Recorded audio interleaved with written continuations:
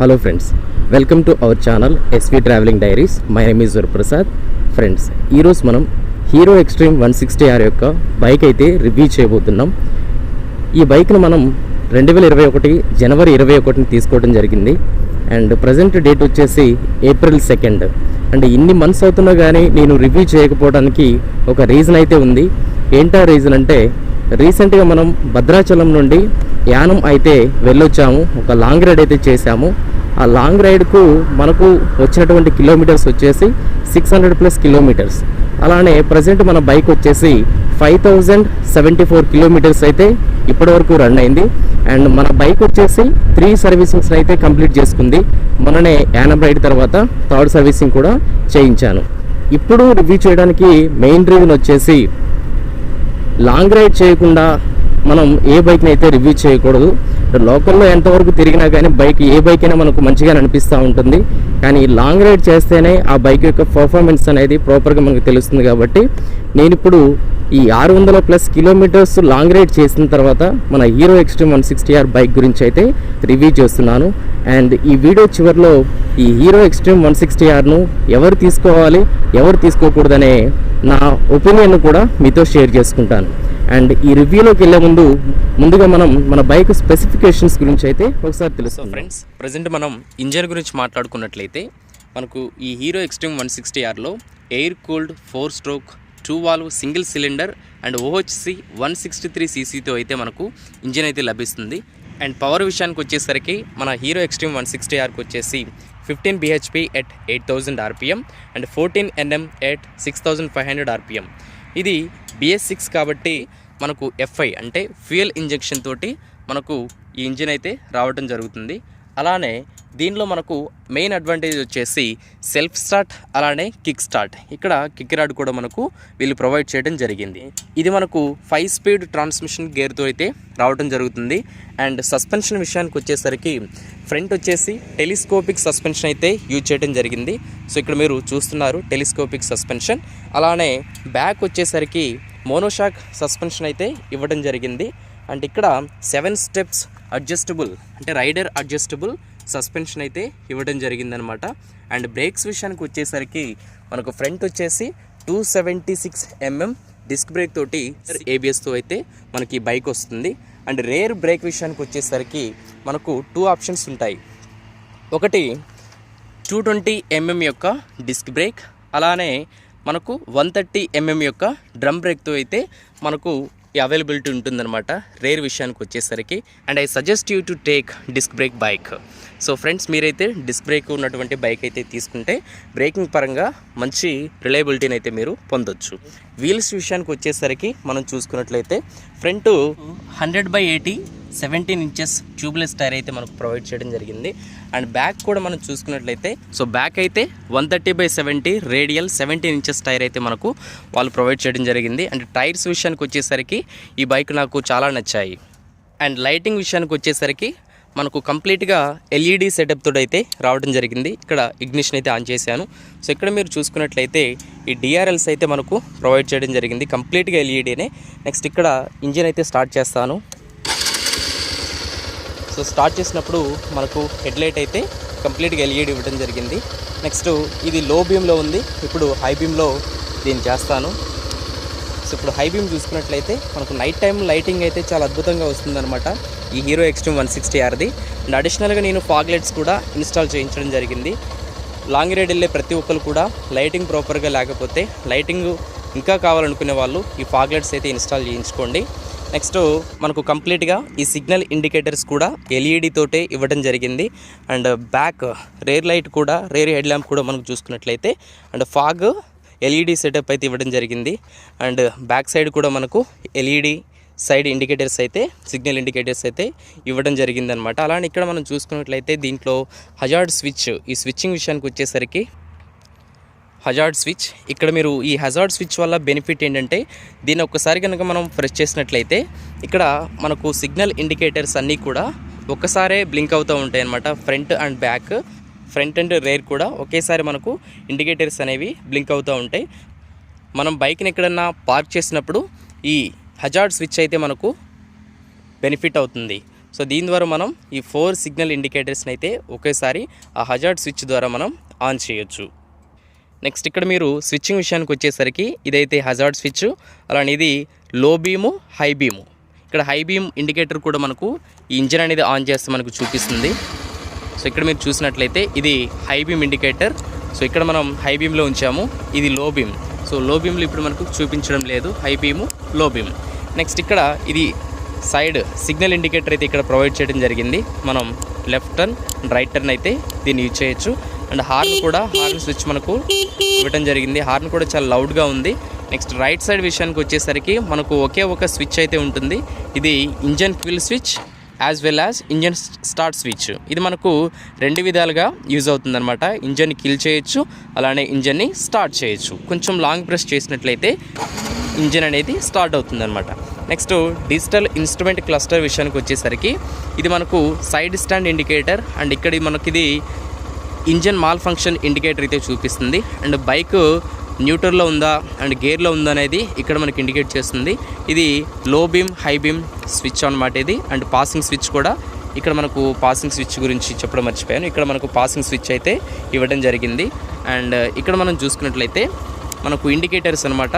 మనం hazard switch చేసిన అలానే లెఫ్ట్ టర్న్ కానీ రైట్ టర్న్ కానీ తీసుకునేటప్పుడు ఇండికేటర్స్ మనం ప్రొవైడ్ చేసినప్పుడు ఈ లైట్ అయితే వెలుగుతుంది. అంటే ప్రజెంట్ బండి స్టాపింగ్ పొజిషన్లో ఉంది కాబట్టి మనకి ఇక్కడ ఏబిఎస్ లైట్ అయితే బ్లింక్ అవుతుంది. మనం బైక్ రన్నింగ్లో ఉన్నప్పుడు మాత్రం ఈ ఏబిఎస్ అనేది ఆఫ్ అయిపోతుంది. అండ్ ఇక్కడ మీకు ఇంజన్ పరంగా లైట్ అనేది రన్నింగ్లో కూడా బ్లింక్ అయిందంటే ఇక్కడ మీరు ఈ సెట్ బటన్ ద్వారా అయితే మీరు సెట్ చేసుకోవచ్చు. సో ఇంజన్ని మనం ఆఫ్ చేసేసి ఈ సెట్ బటన్ని లాంగ్ ప్రెస్ చేసి ఉంచేసి నెక్స్ట్ మనం ఇంజిన్ ఆన్ చేసుకున్నట్లయితే మనకి ఈ ఇంజిన్ సింబల్ అయితే పోతుందన్నమాట. అండ్ నెక్స్ట్ ఇది సైడ్ స్టాండ్ ఇండికేటర్. ఇది ఈ బైక్ అనేది అంటే ఇప్పుడు వచ్చినటువంటి మోడల్స్ అన్నీ కూడా సెన్సార్తో పనిచేస్తున్నాయి కాబట్టి సైడ్ స్టాండ్ ఉన్నప్పుడు ఈ బండి అనేది ముందుకు కదలదు, ఇంజిన్ అనేది ఆఫ్ అయిపోతుంది రన్నింగ్లో ఉన్నప్పుడు. అండ్ ఇంకా ఇక్కడ మనం ఈ డిజిటల్ మీటర్ విషయానికి వచ్చేసరికి మనకు ఓడోమీటర్ ఉంది, అండ్ ట్రిప్ మీటర్స్ కూడా ఉన్నాయి, టైం ఇండికేటర్ అయితే ఉంది, అండ్ ఫ్యూయల్ రేంజ్ కూడా చూపిస్తుంది. సో ఇక్కడ మీరు ట్రిప్స్ కూడా సెట్ చేసుకోవచ్చు. ఇక్కడ menu button trip A and trip B. ఈ ట్రిప్ ఏ మరియు ట్రిప్ బి అయితే ప్రొవైడ్ చేయడం జరిగింది. అండ్ ట్రిప్ ఏని మీరు 0 చేసుకోవచ్చు. సో ఇక్కడ 0 అయితే పట్టడం జరిగింది. అలానే ట్రిప్ బిని కూడా మీరు 0 చేసుకోవచ్చు. ఇప్పుడు ట్రిప్ బిలో ఉంది మనకు, దీన్ని కూడా మనం లాంగ్ ప్రెస్ చేస్తుంటే సో ఈ విధంగా మనకు డిజిటల్ ఇన్స్ట్రుమెంట్ క్లస్టర్ అయితే ఇవ్వడం జరిగింది. అండ్ దీంట్లో ఒకే ఒక మైనస్ ఉంది, గేర్ ఇండికేటర్ అనేది ఇక్కడ మెన్షన్ చేయలేదు. ఇది ఒక మైనస్ పాయింట్ నా విషయానికి వచ్చేసరికి. మనం ఎంత కాన్షియస్లో ఉన్నా కానీ ఎన్నో గేర్లో పోతుంది అనే విషయాన్ని మాత్రం మనం ఎవరైనా మర్చిపోతారు. కాబట్టి మనం ఈ గేర్ షిఫ్ట్, ఈ గేర్ ఇండికేటర్ అయితే ఇచ్చుంటే బాగుండేది. సడన్గా మనం ట్రాఫిక్లో ఉన్నప్పుడు ఎన్నో గేర్లు ఉందని తెలియకుండా బైక్ అనేది ఆగిపోతే మన వెనకాల వస్తున్నటువంటి వెహికల్ అయితే మనల్ని క్రాష్ ఇచ్చే ఛాన్స్ అయితే ఉంది, డాష్ ఇచ్చే ఛాన్సెస్ అయితే ఉన్నాయి. కాబట్టి ఆ గేర్ ఇండికేటర్ ఇచ్చుంటే చాలా బాగుండేది. సో ఇక్కడ మీరు చూసుకున్నట్లయితే ఆల్రెడీ ఈ మోడిఫికేషన్ వీడియో అయితే నేను చేశాను. అండ్ నాకైతే ఈ బైక్ తోటి పిలియన్ రైడర్కి ఎలాంటి ప్రాబ్లం అయితే లేదు. ఎందుకంటే ఈ మోడిఫికేషన్ వల్ల వాళ్ళు చాలా హ్యాపీగా కూర్చోగలుగుతున్నారు. మీకు ఆల్రెడీ చెప్పాను, ఎక్కేటప్పుడు అండ్ దిగేటప్పుడు మాత్రమే ప్రాబ్లము. ఎందుకంటే ఫుట్ రెస్ట్ అనేది కొంచెం చూడండి, ఆ వీల్కి అంత డిస్టెన్స్లో ఉంది కాబట్టి మనం ఎక్కేటప్పుడు అండ్ దిగేటప్పుడు మాత్రమే ఇబ్బంది పడాల్సి ఉంటుంది. తర్వాత ఈ మోడిఫికేషన్ అనేది నేను వీడియో అయితే చేయడం జరిగింది. సో ఆ వీడియో లింక్ కూడా మీకు పైన ఐకార్డ్స్లో వదిలేస్తాను, అలానే కింద డిస్క్రిప్షన్లో కూడా పెడతాను, అది కూడా చూడండి. సో బోత్ సైడ్స్ అయితే నేను మోడిఫికేషన్ అయితే చేయించడం జరిగింది. అంటే పిలియన్ రైడర్కి వాళ్ళు హ్యాపీగా కంఫర్ట్గా కూర్చునే విధంగా అయితే నేను మోడిఫికేషన్ చేయించాను. అండ్ గ్రౌండ్ క్లియరెన్స్ కూడా మనకు 170 mm అయితే గ్రౌండ్ క్లియరెన్స్ అయితే ఇవ్వడం జరిగింది. అండ్ బాగుంది, ఓకే. మనం గోతులలో వెళ్ళినా కానీ ఇది అంతగా అయితే మనకు తగలటం లేదు, టచ్ అవటం లేదు. అండ్ గ్రౌండ్ క్లియరెన్స్ కూడా మంచిగానే అనిపించింది. అండ్ మెయిన్లీ ఈ ఫ్యూయల్ ట్యాంక్ విషయానికి వచ్చేసరికి మనకి ఇది 12 లీటర్స్ అయితే ఈ ఫ్యూయల్ అయితే మనం నింపుకోవచ్చు ఇందులో. అండ్ కంప్లీట్గా బైక్ వెయిట్ వచ్చేసి మనకు 138 kgs అయితే ఈ బైక్ అయితే ఉంటుందన్నమాట. సో ఫ్రెండ్స్, ఇప్పుడు నా ఒపీనియన్కి వస్తాను. ఈ బైక్ విషయానికి వచ్చేసరికి రైడర్ సీట్ అయితే చాలా కంఫర్ట్గా ఉంటుంది. మనం అప్ స్ట్రైట్లో కూర్చోవచ్చు అండ్ హ్యాపీగా రైడ్ చేసుకుంటూ వెళ్ళొచ్చు. మనం ఎక్కడ కూడా బెండ్ అవ్వాల్సిన అవసరం అయితే మనకు ఉండదన్నమాట. ఈ Hero extreme 160R rider seating పొజిషన్కి వచ్చేసరికి చాలా స్మూత్గా ఉంటుంది అండ్ చాలా కంఫర్ట్గా కూడా ఉంటుంది. మనం ఎంత లాంగ్ అయినా కానీ రైడ్ చేసుకుంటూ హ్యాపీగా వెళ్ళిపోవచ్చు. అండ్ దీని మోనోషాక్ సస్పెన్షన్ కూడా అద్భుతంగా పనిచేస్తుంది. అంటే మోనోషాక్ కాబట్టి మనం లెఫ్ట్ సైడ్ లీన్ చేసినా రైట్ సైడ్ లీన్ చేసినా బైక్ అయితే మన బ్యాక్ పెయిన్ అనేది రాకుండా ఉంటుంది అండ్ మంచిగా కంఫర్ట్గా ఉంటుంది అనమాట. లీనింగ్లో కూడా మనకు ఎలాంటి ప్రాబ్లం అయితే అనిపించదు ఈ బైక్ ద్వారా. అలానే ఇక్కడ హ్యాండిల్ బార్ కూడా చూసుకున్నట్లయితే ఈ హ్యాండిల్ బార్ కూడా మనకు సింగిల్ పీస్ తోటి ఇవ్వడం జరిగింది. ఇది చాలా బాగుంటుంది అనమాట. మన హ్యాండ్స్ అంతా కూడా కిందకి మంచిగా కంఫర్ట్గా ఉంటాయి. మనం అసలు రైడ్ చేసిన ఫీలింగ్ అయితే మనకు ఎక్సలెంట్ కలుగుతుంది. అలానే బ్రేకింగ్ గురించి మనం మాట్లాడుకున్నట్లయితే నేను లోకల్లో రైడ్ చేసినప్పుడు అంతగా నేను బ్రేక్స్ని ప్రాపర్గా యూజ్ చేయలేదు, కానీ అంత ఎఫర్ట్ ఏం చేయలేదు. కానీ ఈ యానం లాంగ్ రైడ్ వెళ్ళినప్పుడు మాత్రం ఈ బ్రేకింగ్ పర్ఫార్మెన్స్ అయితే ఎక్సలెంట్గా అనిపించింది. ఫ్రంట్ మనకు సింగిల్ ఛానల్ ఏబిఎస్ రావటం వల్ల మనం మోస్ట్లీ ఈ సింగిల్ ఛానల్ ఏబిఎస్ మీద అయితే మనం డిపెండ్ అవ్వాల్సి ఉంటుంది. 90% డిపెండ్ అవ్వాలి అండ్ 10% వచ్చేసి బ్యాక్ బ్రేక్ మీద అయితే డిపెండ్ అవ్వాల్సి ఉంటుంది. అండ్ బ్రేకింగ్ విషయంలో వచ్చేసరికి చాలా కంఫర్ట్ అయితే ఉంటుంది అండ్ అక్యురసీ అనేది ఉంటుంది. Next major and important thing వచ్చేసి చాలామంది కోరుకునేది మైలేజ్. లోకల్లో వచ్చేసరికి మనం గేర్ డౌన్ షిఫ్ట్ చేయటం అలానే గేర్స్ వేయటం వల్ల మనకు మైలేజ్ అనేది నా దగ్గర ఉన్నటువంటి హీరో ఎక్స్ట్రీమ్ 160R అయితే 52 మైలేజ్ అయితే మన సిటీ రైడ్లో వచ్చిందనమాట. అలానే లాంగ్ రైడ్ విషయానికి వచ్చేసరికి నాకు ఆల్రెడీ మైలేజ్ టెస్ట్ కూడా నేను చేశాను. సో ఆ మైలేజ్ టెస్ట్లో 50 అండ్ ఇప్పుడైతే పర్టికులర్గా లాంగ్ రైడ్లో ఏమి చేయలేదు. అండ్ ఈ మైలేజ్ విషయానికి వచ్చేసరికి నేను 59నే కన్సిడర్ చేస్తున్నాను. 59.66 అయితే రావడం జరిగింది లాంగ్ రైడ్ చేసినప్పుడు ఈ బైక్ మీద. మైలేజ్ విషయానికి వచ్చేసరికి నాకైతే బెనిఫిట్గానే అనిపించింది. ఎక్కడ డిసప్పాయింట్ అనేది నాకు కనిపించలేదు. అండ్ ఫైనల్గా ఈ బైక్ని ఎవరు తీసుకోవాలి ఎవరు తీసుకోకూడదు ఇది నా ఓన్ ఒపీనియన్ అయితే ఇస్తున్నాను ఫ్రెండ్స్. ఫ్యామిలీ పర్పస్లో అయితే ఈ బైక్ని తీసుకునే ముందు ఒకసారి ఫ్యామిలీ మెంబర్స్ తోటి కంపల్సరీ డిస్కస్ చేయండి, అలానే ఆలోచించండి. ఎందుకు ఆలోచించండి అంటున్నానంటే రైడర్ సీట్ వచ్చేసరికి చాలా కంఫర్ట్గా ఉంటుంది అండ్ ప్రాపర్గా అయితే ఉంటుంది. అండ్ పిలియన్ సీట్ వచ్చేసరికి హైట్గా ఉంటుంది కాబట్టి ఆ పిలియన్ జెంట్స్ అయితే నో ప్రాబ్లం హ్యాపీగా ఎక్కేస్తారు మెన్ అయితే. అండ్ విమెన్ అయితే మాత్రం కొంచెం ఇబ్బంది పడాల్సినటువంటి విషయం. ఎందుకు ఇబ్బంది పడాలంటే ఆ సీట్ అనేది హైట్గా ఉండటం వల్ల అలానే ఆ ఫుట్ రెస్ట్ అనేది కూడా కొంచెం హైట్గా అనిపిస్తుంటుంది. ఎక్కేటప్పుడు ఇబ్బంది పడతారు అండ్ దిగేటప్పుడు ఇబ్బంది పడతారు.